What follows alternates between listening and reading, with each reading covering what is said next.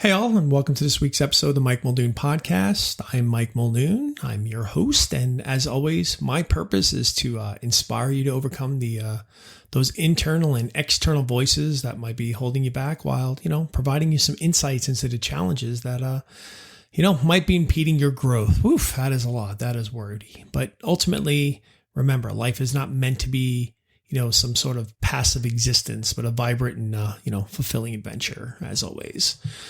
If you listened to my podcast last week, I made some big changes in my life. I've had a lot of people reaching out to me about it. It's been pretty crazy. Like, oh my God, I can't believe that's a bold step. But I just don't preach it. I live it.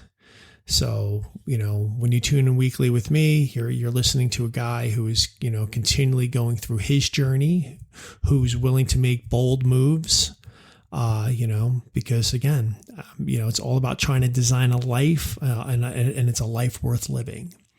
All right. So today we're going to talk about psychological reactance. And some of you probably have never heard of this term, but some of you have probably had it happen to you and you don't know why, but it's pretty crazy. And if you do know, or if you're reacting to stuff like as something like this, then it really is time to fix it. You see, the thing is, human beings, right? We have this natural aversion to restrictions and limitations, or being told things we can't do, right? So like when we're told we can't have something, or even if we're told to do something that we're going to do anyway, it triggers a psychological reactance that intensifies our desires to do it or not to do it. So it's just this rebellious response from our desire for basically autonomy and freedom of choice. I mean, have you ever on your way to do something and then somebody said, "Oh, hey, will you do that?" And then all of a sudden you're like, "No, I don't want to do it."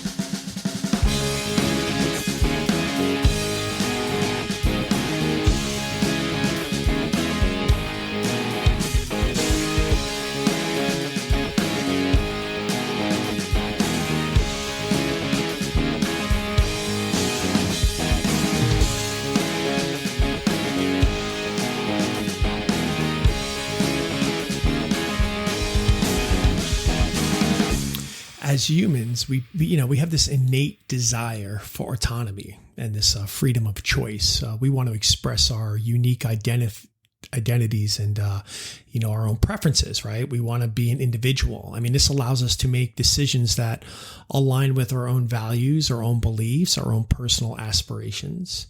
It gives us the sense of authenticity and individuality, right? That we're different from others. And because we can do this, it allows for independent thinking. It allows for different ways of problem solving. It allows for creativity. It allows for innovation because you're not sort of stuck in a box. And when individuals have freedom to explore, especially things that might be unconventional, it's going to lead to all types of discoveries and advances and breakthroughs in certain things. If you look throughout history, certain things that might have been considered taboo at one point, people were able to sort of break through the norms. And of course, amazing discoveries have come from that. And also by having our control over our own choices and actions, it basically empowers us to shape our lives according to our own desires and goals. It allows us to take responsibility for our own decisions and, for the most part, consequences for those decisions. See, the thing is, when you're self-governing ourselves, it's one of the most basic psychological needs. It's just essential for our well-being and a sense of satisfaction within us. See, when our autonomy is respected by others, we feel validated, we feel valued, we feel fulfilled.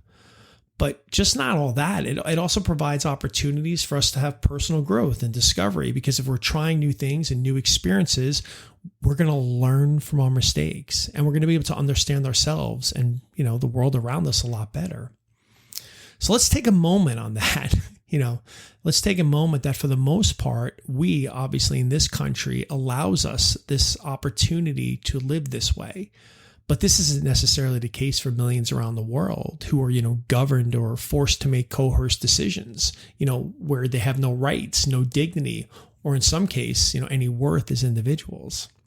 Now, look, I'm not making this a political thing, but when we have freedom to choose activities or pursue our own interests, our own dreams, our own goals, we're motivated, we're engaged, right? But, we have to understand that because we have this ability, this autonomy, it creates an intrinsic motivation. It's driven by internal desires and interests rather than external rewards or pressures. Again, we're allowed to be ourselves, and we want that. And by having a sense of control over our lives, it reduces feelings of helplessness or stress. So this is great. This is a great way to live. It also becomes the driving factor behind a little phenomenon called psychological reactance. Again, getting back to what I was talking about earlier. Somebody says for you to do something, you're about to do it, you don't want to do it anymore. Psychological reactance is, it's just something that happens to us when we perceive that our freedom of choice has just been completely taken away from us. You see this with children all the time. Children might be sitting down to go eat their vegetables, and the parent says, you know what? Don't forget to eat your vegetables. And the kid's like, they don't want to eat their vegetables anymore, right? They're rebelling. Or maybe you plan to work late at work. You had it in your schedule. I'm going to work late tonight. And then your boss walks by and they say, you know what? You got to work late tonight. You got to get that done. And then all of a sudden, you don't want to do it anymore. You don't want to. You were motivated earlier to do it, but now that they told you had to do it, you're reacting to it. You don't want to do it anymore. Now, it's also important to understand that the reverse is opposite true when it comes to psychological reactance, meaning, let's just say you're sitting around a table and you're indulging in some cookies and you're thinking to yourself, I'll have one or two more. But then somebody says, stop eating all those cookies, put them away. All of a sudden you want to eat them all, right? So that's the whole thing. Once we're told that we can't do something, whether it's we have to stop doing something, we want to do it, or if we need to do something that we're going to do, we don't want to do it. And the thing about psychological reactance, this can manifest itself in so many different aspects of our lives, including our personal relationships, right? You're excited about going to this restaurant, and then somebody tells you have to go to that restaurant, and you're like, I don't want to go to that restaurant anymore. It can affect you professionally. It can, affect you in the home. You're getting set to take out the trash, and then your husband or wife says, hey, don't forget to take out the trash. And now you don't want to take out the trash anymore. You got to understand, because of this desire and this need to self-govern yourself and have complete control of your life, when something like this happens and you're reacting to it, it's because it's going against everything. I'm not making that choice anymore. Somebody is making that choice for me. Now listen to me. How many of you right now can agree? How many of you have been in a situation where you're planning on going somewhere to do something, no big deal, then somebody tells you have to do it, and you're like, I don't want to do it. You were going to put on that outfit, and then all of a sudden they say, you got to wear that outfit. I don't want to wear that outfit. You have to understand why you're doing this, because you have this need for autonomy. You have this need to self-govern yourself. I need to make all decisions. Nobody makes those decisions for me. But you got to recognize that this is not a very positive thing to have in your life. And you got to work through it, because it may cost you in places, in your relationships, in your professional relationships, in your home, if you're reactive. Because the thing is, maybe your wife didn't know, or your husband didn't know you were taking out the trash, so they were just casually reminding you. But now you're reacting to it. Maybe it creates a situation in the house. Maybe your boss didn't realize that you were planning on staying late tonight, and they were just coming by to say, hey, you got to stay late tonight. Nothing behind it. And all of a sudden you're reacting to it. And now all of a sudden you're bringing a negative emotion to the situation. The thing is, if you're somebody like this, that every time somebody says something to you, even though you plan on doing it, you're reacting to it, the key is to work on this. You got to get past this, because it's just going to be detrimental to, anything you're trying to accomplish in your life, and which, for the most part is probably just having good relationships with, your personal and professional life. So the first step of all this is just be aware of it. I know it because for me, it was always about the remote control. Like I used to joke around all the time, my wife, like I'll go get the remote control. But if she said, oh, can you grab the remote control? It's like, I don't want to grab the remote control anymore, but I know where it comes from. I understand that. And a lot of times though, there's usually it's usually a thought that comes behind it, right? There's usually some thoughts, like I always talk about, right? There's thoughts, there's emotions, there's actions and results. So for somebody like you, for me, the thought is like, oh, I don't want to be told to do this. All right, that's probably the thought forever. But for some reason, it might be something else.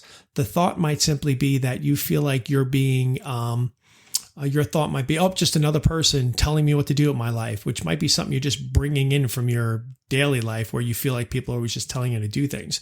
So, of course, then you've got, your emotion of anger, your action of I don't want to do it. And, of course, your result, maybe there's a fight. But you got to understand it. So I'm telling you, if you're listening to this right now, you're probably going to experience this next couple of days. So you probably never realize it, but this is actually a term for you. It is psychological reactance. So pay attention to it, okay?